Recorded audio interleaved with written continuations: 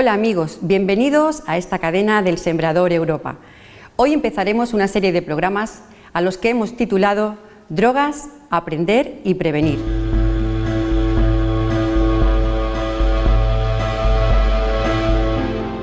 La droga es una sustancia psicoactiva que nos modifica nuestras sensaciones, nuestras percepciones y nuestra conducta.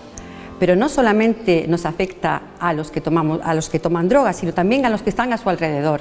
Afecta en el ámbito laboral, en la familia, en los amigos y además a los niños, a los menores, a los jóvenes, también puede interferir en los procesos de aprendizaje. Hay un dato muy importante que tenemos que tener en cuenta y que nos hace reflexionar sobre este problema.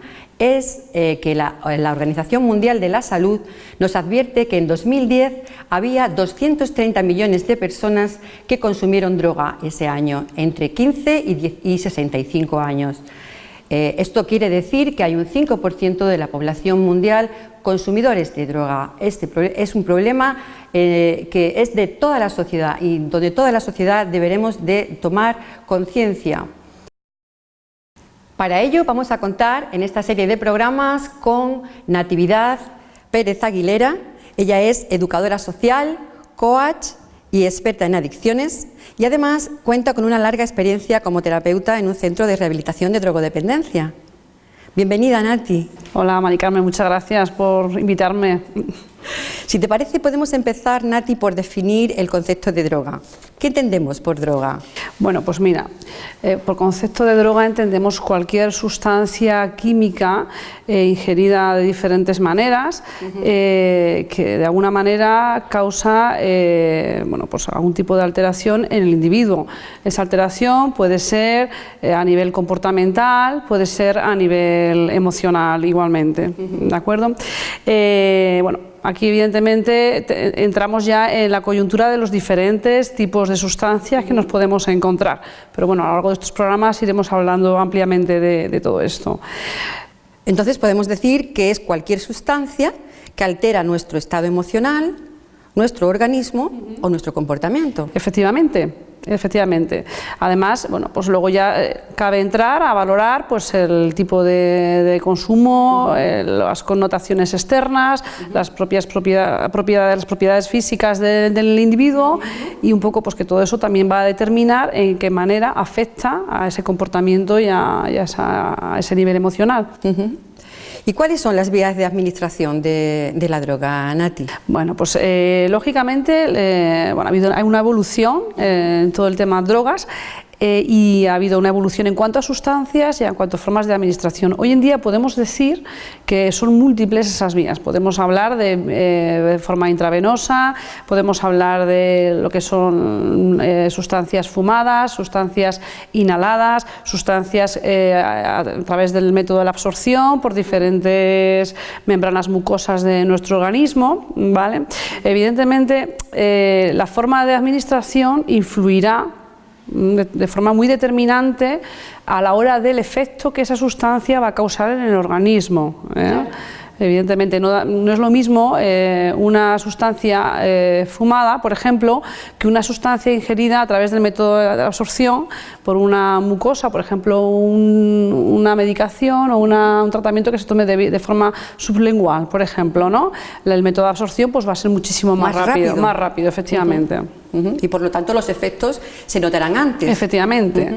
Además, pues dependiendo del perfil del consumidor, muchas veces el consumidor ya, entre comillas, experto, conoce estos efectos y la rapidez si es consumida de una manera u otra y busca la forma muchas veces que le convenga para buscar el efecto de la sustancia de forma más rápida. ¿Y cuál es el proceso que sigue ese tóxico cuando se introduce en el organismo, desde que se introduce hasta que se elimina? Bueno, pues hay un proceso que está básicamente reducido a cuatro etapas. La primera de ellas se refiere a la entrada del tóxico en el organismo, que es la que se ha llamado absorción. ¿vale? Absorción. Ahí tiene que ver lo que venimos hablando de las diferentes formas de administración. Luego está la distribución, que es la manera en la que el tóxico, a través de la sangre, se va, digamos, distribuyendo por todo el organismo. Luego está la transformación. La transformación es el proceso entendido por la metabolización de la sustancia a través de nuestro propio organismo igualmente. Y luego, bueno, pues el último proceso es el proceso de la eliminación, que puede ser también de varias maneras, ¿no? Aquí, bueno, pues podemos hablar de forma a nivel urinario, a nivel de vía respiratoria, a través de la leche materna, también es otra manera de eliminación. Y evidentemente, pues también dependiendo de cada sustancia van a tener su tiempo de eliminación y de permanencia en el organismo y en la sangre del individuo. Y yo me pregunto que las lesiones que pueden producir a su paso ese tóxico, es decir, en el proceso de absorción, por ejemplo, ahí ya puede estar provocando lesiones, desde que entra hasta que sale, es decir, el proceso de absorción, en el de transformación, incluso en el de eliminación. El tóxico va haciendo daño, ¿verdad? Efectivamente. Todo depende del tipo de sustancia y de la forma de consumo, pero cualquiera de ellos, desde la forma de ingesta más sencilla o que nos pueda parecer más inofensiva, más inocua, ya tiene una serie de consecuencias negativas, ¿no? Por ponerte un ejemplo, ¿no? Por ejemplo, el consumidor de cocaína, que su principal vía de consumo es a nivel de inhalada, pues generalmente uno de los daños más importantes que tiene este tipo de consumidores suele estar directamente ya en las fosas nasales. ¿Vale? Entonces, a nivel de tabique nasal dañado, a nivel, en fin. Es decir, que ya en la primera fase, que sería la de absorción, ya está dañando el tóxico. Esto hay que tenerlo muy en cuenta, ¿verdad? Hombre, sí, evidentemente. Bueno, Nati, vamos a hablar de la dependencia, un concepto muy importante que es la dependencia y la tolerancia a las drogas. ¿Cuándo podemos decir que existe dependencia a una sustancia? Bueno, dependencia a una sustancia cuando hay una pérdida de control. Habitualmente en el mundo de la rehabilitación, de forma coloquial, se dice cuando ya es la sustancia quien controla al individuo y no es el individuo quien controla las veces que quiere consumir, de qué manera, cómo y cuánto quiere consumir. Cuando ya hay esa pérdida de voluntad, ya hablamos de una dependencia en un estado avanzado. Que el drogodependiente no es consciente, no podemos entender que no es consciente de que depende, ¿no? de la sustancia. Hay veces que es el entorno, la persona con la que está a su lado, es la que detecta, digamos, ¿no? Esos síntomas de que esa persona que tiene a su lado está dependiendo de una sustancia, ¿verdad? Efectivamente, en muchos de los casos son los elementos de presión externa en el ámbito familiar o en el ámbito social o laboral los que van a hacer que la persona que se encuentra en esa situación tome conciencia de que bueno, pues un tema tan importante como este se le ha ido de las manos, ¿vale? Lógicamente, pero sí es cierto que bueno, para digamos desarrollar en una dependencia tiene que haber un ciclo, y dentro de ese ciclo la pérdida de voluntad, la pérdida de conciencia muchas veces, la falta de elementos para medir las consecuencias de sus actos, pues digamos que va subiendo de grado, pasa de 0 a 10 en un tiempo, va cambiando de estadio y finalmente el individuo cuando está en los estados más avanzados en esa dependencia no tiene conciencia ni de su propio organismo, porque estamos hablando de que desarrollan conductas pues muy autolesivas, ¿no? Cuanto menos, y además pues también muy dañinas para todo su entorno, y realmente llega un momento en ese proceso que ellos no llegan a tener conciencia de todo esto. Digo que es el entorno quien puede hacer en un momento dado que esta persona se pare a ver y se pare a analizar y tome conciencia y pueda tomar medidas, lógicamente. Entonces podemos decir que la dependencia la consideramos como una pérdida de control sobre la voluntad que tiene esa misma persona, ¿verdad? Efectivamente. ¿Y qué tipos de dependencia nos podemos encontrar, Nati? Bueno, nos encontramos básicamente con dependencia psicológica. La persona busca las sensaciones que produce esa sustancia, ¿vale? Bueno, pues si dependiendo del tipo de sustancia que sea y dependiendo del grupo de sustancias al que pertenezca, bueno, pues esa persona ha probado esa sustancia, digamos, le han cautivado, entre comillas, esas sensaciones y busca el consumo para alcanzar esas mismas sensaciones, ¿vale?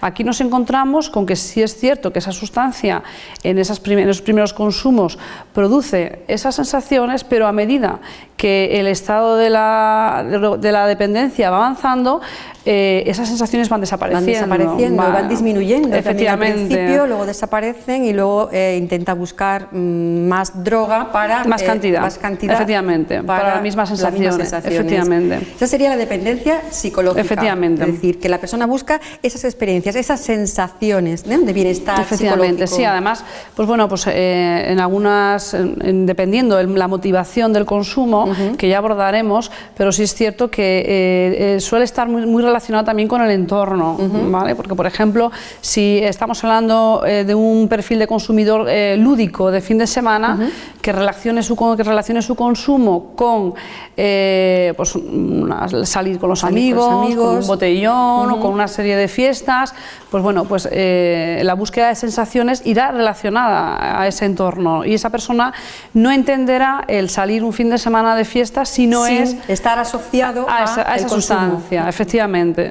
Luego, evidentemente, cuando ya se ha desarrollado la dependencia, hablamos que hay una pérdida de esas sensaciones y lo que ya, digamos, entra a formar parte y a jugar un papel muy importante lo que es la dependencia física. Ya es la propia sustancia que el individuo ha creado ya un nivel de tolerancia, la que está demandando que se consuma y ya es un consumo para evitar los problemas y los trastornos asociados físicos al síndrome de abstinencia. Claro.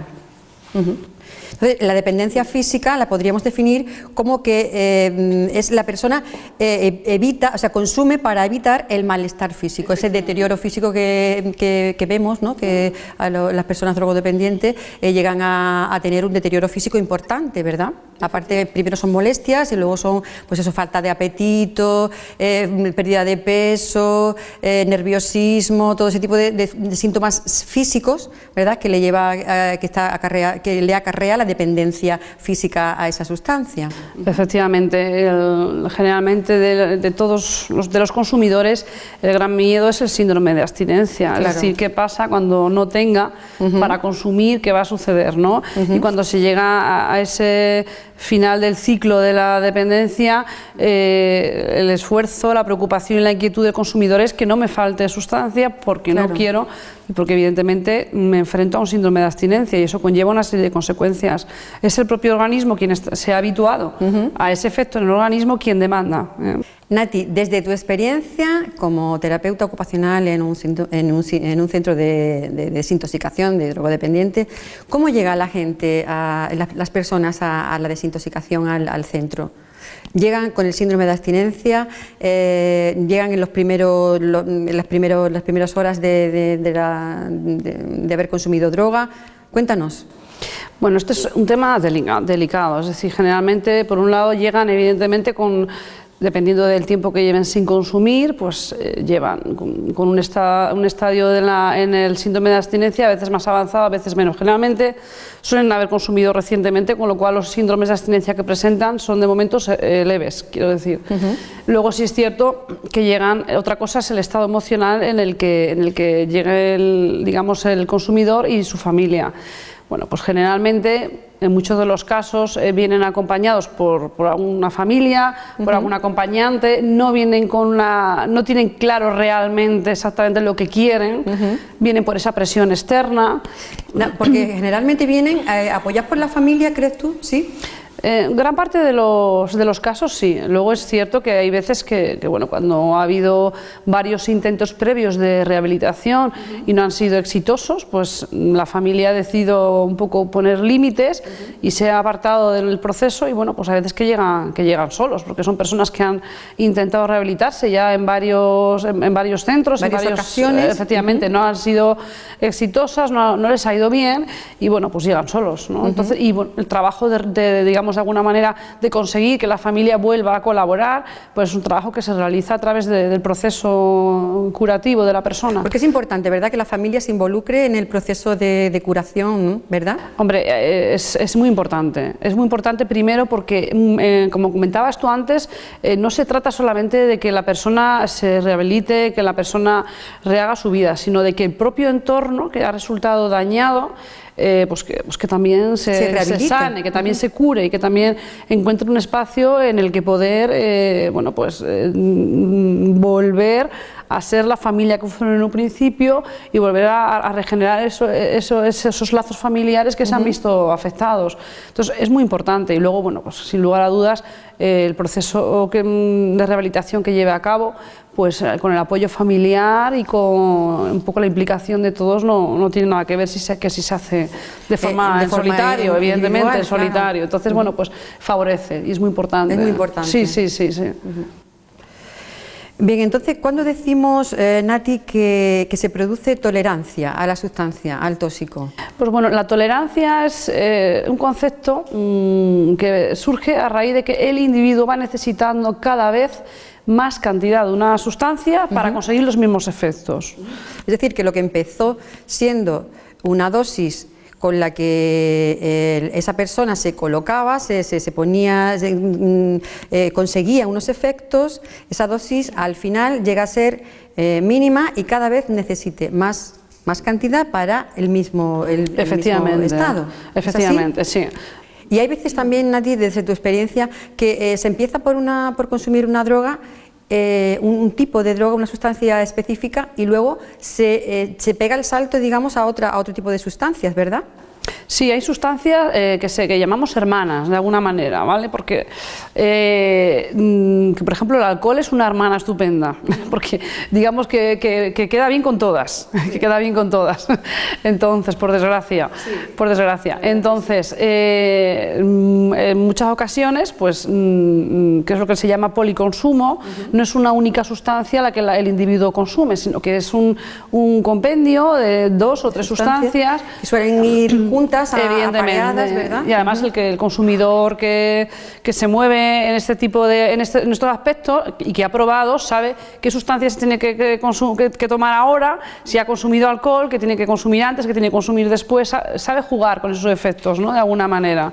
Me alegro mucho que hayas mencionado el tema del alcohol, porque en muchas culturas, como tú bien sabes, el alcohol está tan enraizado, digamos, en las costumbres del pueblo, que no se considera como tal, como droga, sino simplemente es una bebida que se toma pues para pasarlo bien, para charlar con los amigos, y está tan enraizado y tan ritualizado, diría yo, que se ha perdido el concepto, o sea, se ha perdido, no sé si se habrá considerado alguna vez, pero sí es verdad que hoy en día se considera como una droga y además una droga potente, ¿verdad? Sí, además, sí, bueno, si nos miramos los datos, que las organizaciones que se dedican al estudio de adicciones a nivel mundial vuelcan diariamente, digamos, pues los asusta, ¿no?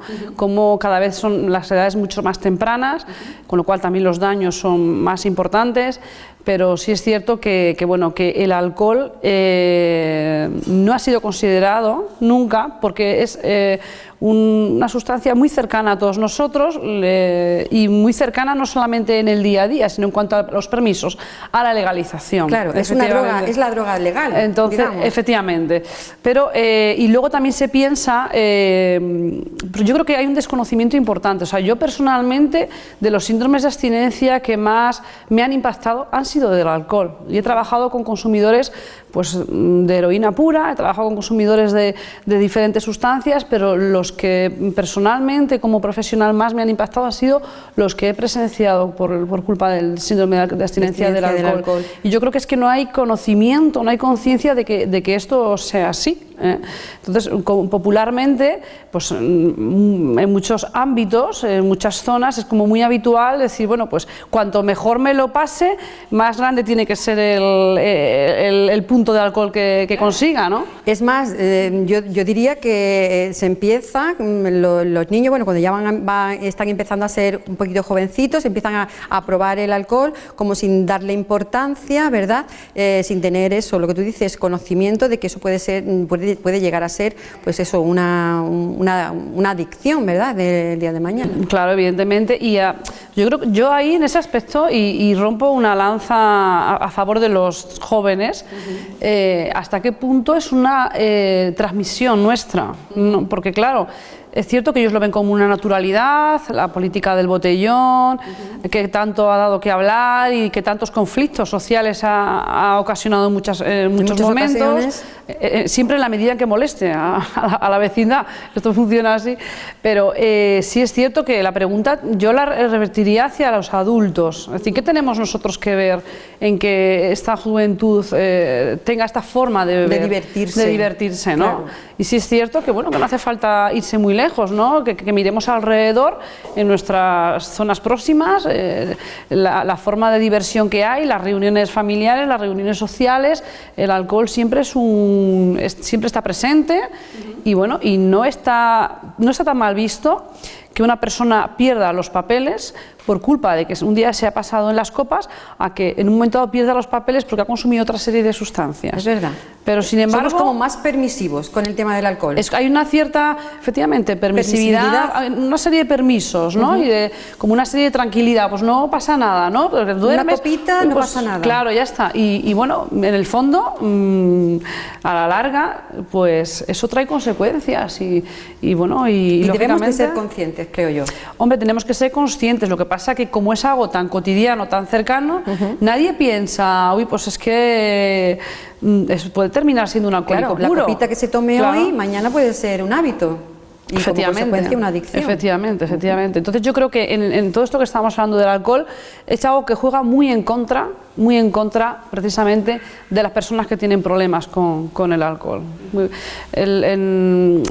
A la hora de la rehabilitación de alcohólicos puros, cuando digo alcohólicos puros son personas que simplemente toman alcohol, efectivamente, no que toman otro tipo de drogas efectivamente, y que han llegado a un nivel de tolerancia extremo, es decir, realmente para lograr un nivel de embriaguez máximo hace falta, con que consuman muy poquita dosis ya tienen un estado de embriaguez permanente en su organismo, por todo el alcohol que han bebido.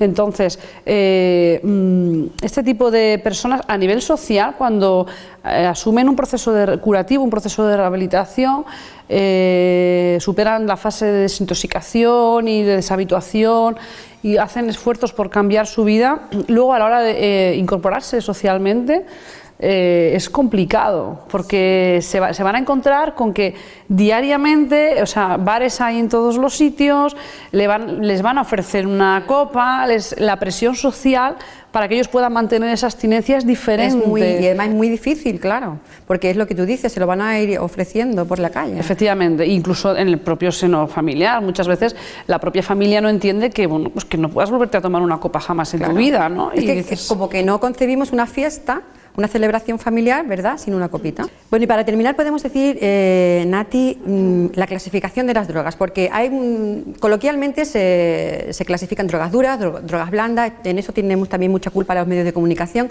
pero realmente, ¿cómo se clasifican las drogas? Bueno, coloquialmente, como tú dices, duras, blandas, naturales, sintéticas, legales o ilegales, pero bueno, son normas, términos que dan lugar a confusiones, ¿vale? Que al final da lugar a clasificar de forma errónea. Y efectivamente el concepto drogas duras, drogas blandas, somos los medios de comunicación quienes muchas veces por desconocimiento también se obra de esta manera y no tiene base científica ni base legal, ¿vale? En cualquier caso, la clasificación de las drogas está basada en los efectos que causa en nuestro sistema nervioso central. Pero escuetamente podríamos clasificarlas en depresoras del sistema nervioso. Sí. ¿Qué más? Están las depresoras, ¿vale? Que son aquellas que bloquean el funcionamiento del cerebro y que, bueno, pues evidentemente producen reacciones que pueden ir desde la desinhibición del cerebro de la persona y hasta llegar al coma, ¿vale?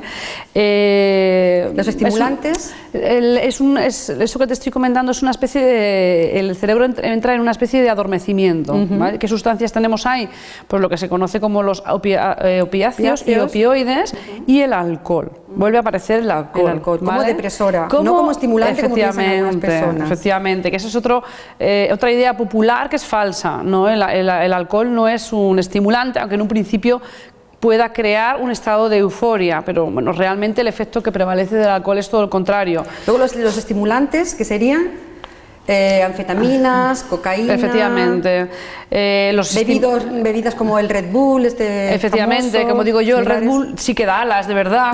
Yo siempre digo, el Red Bull hay que tener muchísimo cuidado porque da alas. Y es más, generalmente, dependiendo del centro de rehabilitación en el que estemos, pero en muchos centros de rehabilitación está limitado el consumo de Red Bull. Y con razón. Y luego en las últimas, la última clasificación serían las perturbadoras sí, del sistema nervioso central, que ahí estarían los alucinógenos, los derivados del cannabis, ¿verdad? Todo lo que son sustancias volátiles, como las acetonas, en fin, este grupo pues también podrían incluirse dentro de las depresoras del sistema nervioso central porque sí tienen ese efecto posterior de depresor, ¿vale? Bueno, pues hasta aquí ha llegado el programa de hoy. Les esperamos para otro próximo programa en el que seguiremos hablando del mundo de las drogas. Hasta pronto.